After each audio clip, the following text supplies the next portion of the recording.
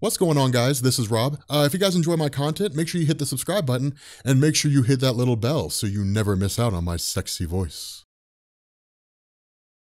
Okay, so we are about 2 or 3 weeks out to the release of Black Panther, and I am exceedingly excited for this film. Truth be told, like, if I'm gonna be honest with you guys, I'm more excited for Black Panther than I have been for any film in the Marvel Cinematic Universe so far. I'm more excited for Infinity War because, it's Infinity War. But for all the movies we've seen so far, like the anticipation I felt, I'm the most excited for Black Panther because it's the first time, like in any fashion, that we get to see his character on the silver screen. And the cast is nothing short of spectacular, which of course brings us into Erik Killmonger, being played by Michael B. Jordan. And it's really, really exciting because Michael B. Jordan is a fantastic actor. I mean, it's crazy to look at the shows and the movies that he's been in, The Wire, House, Chronicle. But I mean, I'm really looking forward to seeing what he can do in this film because I think he'll be a great Erik Killmonger the way he's being done. Which brings us into this discussion. So Erik Killmonger originally appeared in Marvel Comics in Jungle Action issue number 6 back in 1973, and he was created by Don McGregor. But here's the funny thing. Erik Killmonger's origin and really the nature of his character falls hand in hand with the history of Black Panther. And that's one of the things we talked about in the Black Panther video. Really, Erik Killmonger is kind of like the most notable villain of Black Panther. Maybe outside of Ulysses Claw, I would certainly say that Erik Killmonger is more important than Ulysses Claw. And the reason for this is because while Black Panther did appear back in 1966 in a couple of Fantastic Four stories, that was more of like an introduction kind of thing. I mean, we talked about that before, that if Marvel wanted to introduce a new character or a new team, they'd throw them in the Fantastic Four. And the way that original story played out, it was simply just that Ulysses Claw had invaded Wakanda somewhere along the line, which led to the death of T'Challa's father, allowing T'Challa to take up the mantle of Black Panther. And what he ended up doing was basically having the Fantastic Four travel to Wakanda and then facing off against each member of the team individually for no other reason than to hone his skills, to test his abilities, and to see whether or not he could successfully face off against Ulysses Claw. Now, of course, once the rift was mended and all that kind of good stuff, and T'Challa basically explained what was going on, for the most part, he became an ally of the Fantastic Four and the larger superhero community as a whole. And so going between 1966 running up until about 1973, Black Panther really just kind of appeared in other people's stories, which was actually the smarter way to play this. Instead of just giving him his own solo series right off the bat, Marvel was just kind of toying around and experimenting. Well, let's see how he does in Iron Man. Let's see how he does as part of the Avengers for a little while. By the time 1973 came around, it was really kind of ripe for Black Panther to have his own publication, his own solo series. And so in Jungle Action issue number 6, not only was the series kind of relaunched for his character, but it also introduced Erik Killmonger. Now, the reason why I make the case that Erik Killmonger is so important is because of the fact that Wakanda was really given to us as this technologically advanced society. The whole idea of Don McGregor, and one of the reasons why he's hailed as such an iconic writer, is because unlike a lot of superhero stories at the time, instead of focusing on just the superhero element, superheroes fighting bad guys and superheroes doing good things, Don McGregor focused more on character development, making the characters tangible, realistic, and relatable. But the whole idea here was that Erik Killmonger was established as having been someone who had basically returned to Wakanda. And the reason why was because of the fact that when Ulysses Claw had initially invaded Wakanda, that he'd basically press-gained multiple people into joining his crew, one of which was the father of Erik Killmonger. Now, in the battle against T'Challa, Erik Killmonger's father was killed. But because of the fact that T'Challa was more or less kind of a harsh king at that point in time, no quarter was given to those individuals that were viewed to be traitors. And so where the father of Erik Killmonger died, Erik and his family were banished from Wakanda. They were basically exiled. And this led to Erik Killmonger taking up residence in Harlem, New York. Now, again, because of the fact that this is kind of working on the idea that Black Panther is more than just a king from some small fictional territory in Africa, because of the fact that,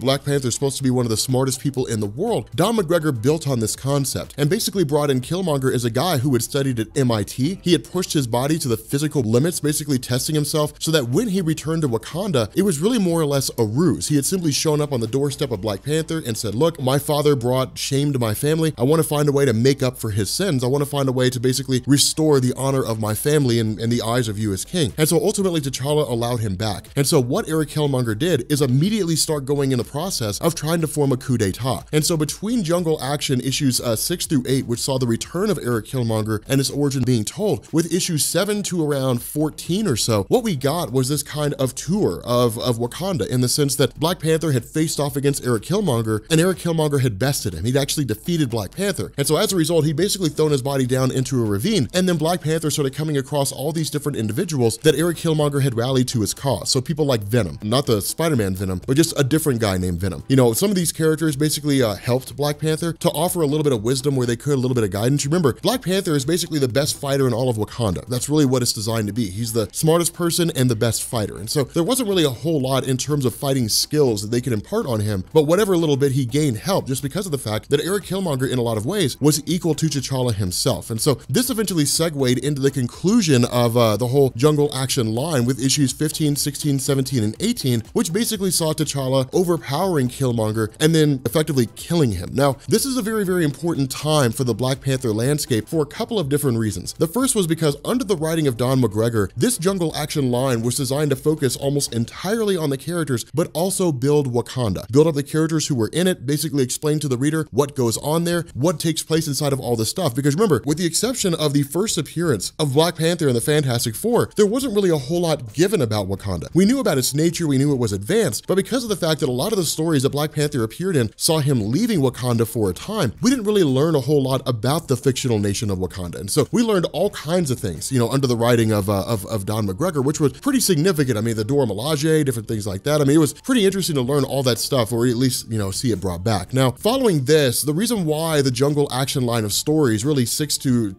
17 or 18, are so significant is because by and large, this story is basically called Panthers Rage, and it's considered to be the first graphic novel of Marvel Comics. Now, for the most part, in comic books, those of you guys who are new, in comic books, you have a lot of different writing styles, or at least publishing formats that are out there. You have single issues, which are exactly what they sound like. You walk into a comic book store, you say, let me get issue number 33 of Black Panther, and they give you that single issue. You have trade paperbacks, which usually are composed of story arcs. From there, you go into things like original graphic novels, which are basically one-off stories, just standalones, like The Killing Joke is a really good example. And then you have like graphic novels themselves, which in a lot of ways are trade paperbacks. Now, for me, the fundamental difference between a trade paperback and a graphic novel is that where a trade paperback will be one story arc that's part of a larger ongoing story, a graphic novel is the ongoing story. It's the whole thing. It's the whole kit and caboodle. That's why with regards to Panthers Rage, it is a totally cohesive story. And the reason why is because following the conclusion of Panthers Rage and essentially the death of Erik Killmonger, we didn't hear from him for a little while. Instead, a lot of the emphasis was put on Black Panther. Now, truth to tell, Jungle Action came to an end because the sales were low. And a lot of that was because of the fact that by the time you got into the late 1970s, Marvel readers had really just kind of picked out which characters were their absolute favorites. And so for the most part, there wasn't a lot of room for Black Panther to grow because there wasn't really a whole lot of interest in a fictional nation of Wakanda in comparison to everything else.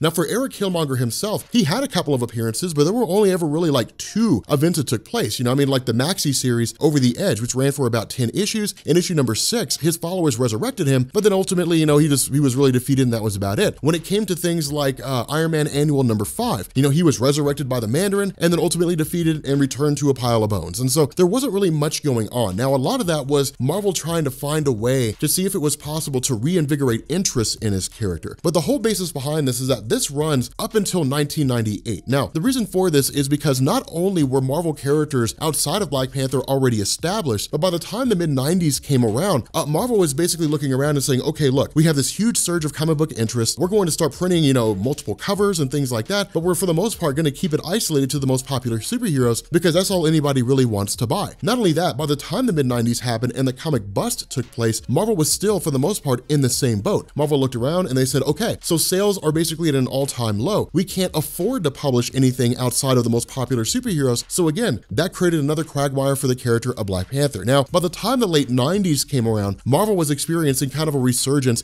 on the financial side, in the sense that you had like Ike Perlmutter and Avi Arad and all these guys who had come on board through Toy Biz, and they were basically bankrolling Marvel to keep them afloat, and all that would go into the formation of the Marvel Cinematic Universe under Kevin Feige. But in terms of the comic book side, you had a couple of writers, Joe Quesada and Jimmy Palmiotti, and they had launched a kind of a publishing house called Event Comics. And what Marvel did is they kind of looked around and they said, okay, look, it's pretty pricey to pay your average writer, you know, and your average artist a market share in order to publish these superheroes. And so what they did is they took the less popular superheroes, Daredevil, Black Panther, Punisher, and they handed them over to Event Publications, and Jimmy Palmiotti and Joe Quesada had those characters written and drawn in-house. And what that did is it allowed Marvel to launch a publication called Marvel Knights. And so what Marvel Knights did is it basically said, here's all these characters that normally wouldn't sell sell on their own, you'll still get their books. But while they're released by Marvel, they're basically written and drawn by Event Publishing. And so in this era of the Marvel Knights line, Christopher Priest came on to write Black Panther. Now, Christopher Priest's writing of the Black Panther line of comics was landmark, and it was huge because for the most part, it was the first real time that we started to see T'Challa's character expanded and grown in a variety of ways. Again, it was designed to kind of return the story to its roots. And for Priest, the Black Panther comics as he saw them, the way that he wrote them was the most logical follow-up to basically what had happened in the original Jungle Action. There were Jungle Action and the stories that followed it in terms of Black Panther's solo series, his appearance in Avengers, and various other things. While it had established that vibranium was the most valuable material in the world, that a dime-sized amount of vibranium would sell for $20,000, that there would be a lot of people who would be vying for it. And so what ended up happening is that when Christopher Priest took over the title, one of the first things he did is he looked around the entire history of the Marvel landscape in relation to T'Challa and tried to find a way to make it work. And so what he did is he introduced a character named Everett Ross. And the reason for this was because one of the things that fans did enjoy about Black Panther was him being part of the Avengers, because he was able to bring a kind of perception to the team that not everybody was familiar with. This combined with the fact that he joined the Avengers explicitly to keep an eye on them, to basically monitor the team and determine whether or not they would be a credible threat to Wakanda, established the idea that in the eyes of Black Panther, it was Wakanda first and then everything else second. And so with that in mind, Everett Ross served as a kind of liaison for Black Panther in the United States. And so the way these stories would play out would be in a traditional superhero fashion, that you would have Black Panther who would show up in the United States by way of Everett Ross, and then he would say, well, I mean, I have to go check on something, and then he would go do superhero stuff, whether he teamed up with Daredevil or whether he went to go join the Avengers on some mission or whatever the case may be. That would really be about it. But the other half of this was to basically maintain the political elements. And so with regards to the larger Black Panther story, one of the things that Christopher Priest established was that because Wakanda was home to vibranium, there were a lot of people who were vying for it. And so what you had in Wakanda was a guy named Reverend Akibi. And Reverend Akibi was a guy who was basically backed by a lot of these foreign intelligence agencies. It was very similar to like the Soviet-Afghan war in the 1970s, in the sense that you had the Soviet-backed Afghan government and then you had the US-backed Mujahideen. It was very much that way when it came to the Black Panther line of stories, that you basically had all these different clandestine organizations that were vying for a piece of vibranium, and that Reverend Akibi was the means by which they could achieve it. Because what Akibi did is he basically launched a coup d'etat within Wakanda itself while Black Panther was gone. And the hope was that Akibi would basically come to power and rule as more of a religious figure as opposed to anything else, and then in turn start siphoning off pieces of vibranium to those who were willing to pay enough for it, whereas Black Panther would simply say, no, I'm only going to give it to people that I think deserve it. And so because of this, when Black Panther returned, really between issues, I would say between issues 13 running all the way up to like 25, it was basically this massive grandiose story that dealt with like Erik Killmonger returning, defeating T'Challa, and then effectively taking his place. Now, as far as this ideology of Erik Killmonger actually replacing T'Challa as King of Wakanda, it could not have lasted forever. And so because of this, what Christopher Priest did is in issues 19 through 25, he basically had Erik Killmonger take the next step. Now, for those of you guys who are not familiar with how the Black Panther concept works, a person can't just become Black Panther. Like, you couldn't storm Wakanda and then eliminate the existing Black Panther, put on the Panther suit and say, I am now Black Panther. It's as much a religious ideology as it is a political ideology. And so what Christopher Priest did is that in these issues in 19 through 25 in this 6-issue story arc, he essentially had Erik Killmonger consume the heart-shaped herb. And so when a person is vying to become Black Panther, you have to defeat the sitting Black Panther, you have to defeat his 6 best warriors all at the same time, and then assuming that you manage to pull that off, you in turn have to consume the heart-shaped herb. Now in truth, the heart-shaped herb for years was believed to be this kind of herb that was given to the Wakandans by the gods, and it was basically a ritual, it was a test of sorts. In truth, the heart-shaped herb is just an herb that's permeated with radiation from vibranium. And so if a person consumes it and their body can't physically handle it, it'll kill them off. But it's kind of a religious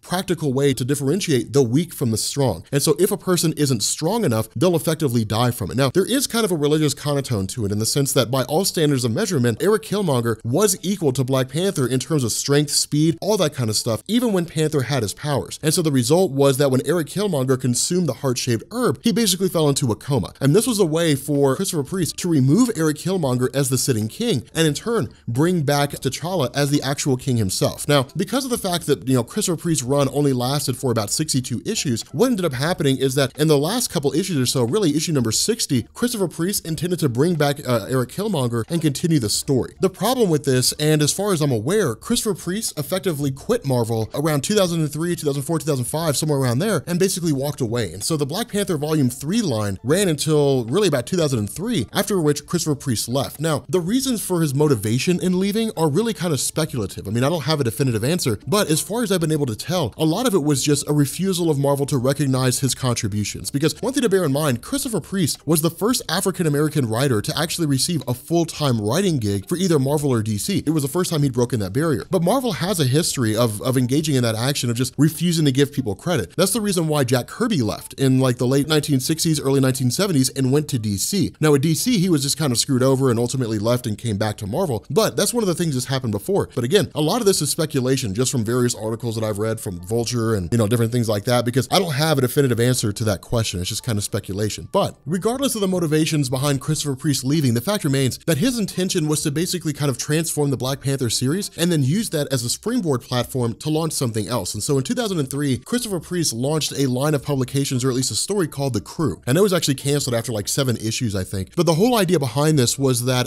Erik Killmonger had basically reached out to a guy named Casper Cole, who'd already become the new Black Panther. And the idea was that Casper Cole would be transformed into the White Tiger of the Panther cult, and in turn would go on to become his own superhero. But again, because of the fact that Christopher Priest effectively walked away from Marvel, a lot of these themes were just kind of left hanging. They were just sort of left there and they were open, and there really wasn't a whole lot to do with them. And so in 2008, under the writing of Reginald Hudlin, in issues 35 through 38 of Black Panther Volume 4, Erik Killmonger was effectively killed off in the sense that he'd basically become this kind of despo, this ruler of a place called Naganda, and tried to kind of fashion his own Wakanda of sorts. The issue with this is that it ran into direct conflict with Black Panther when Erik Killmonger had kidnapped Monica Rambeau, who was actually kind of like the second Captain Marvel, but she's really best known as Spectrum, meaning that she's just like, she's a perfect wavelength of energy is really all it is. But because of the fact that Erik Killmonger had kidnapped Monica Rambeau, this brought Black Panther directly into conflict with him to basically end Erik Killmonger once and for all. And so basically what ended up happening was kind of this, you know, drawn out fight that took place over the course of about 4 issues. And then ultimately you had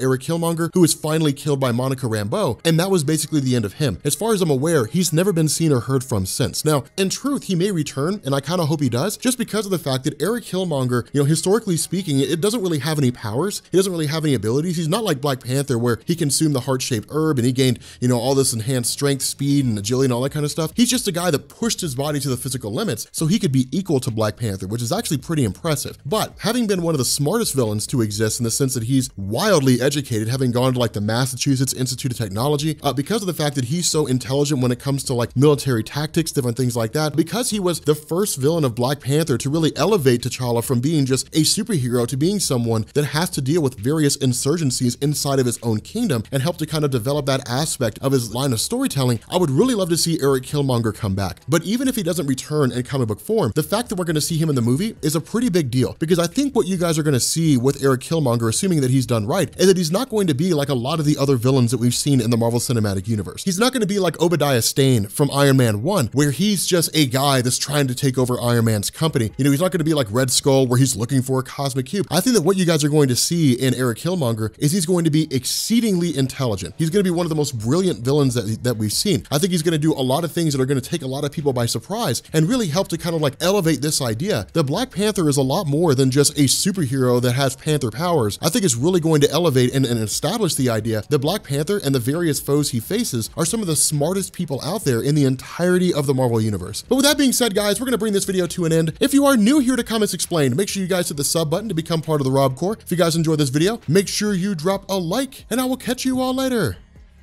Peace.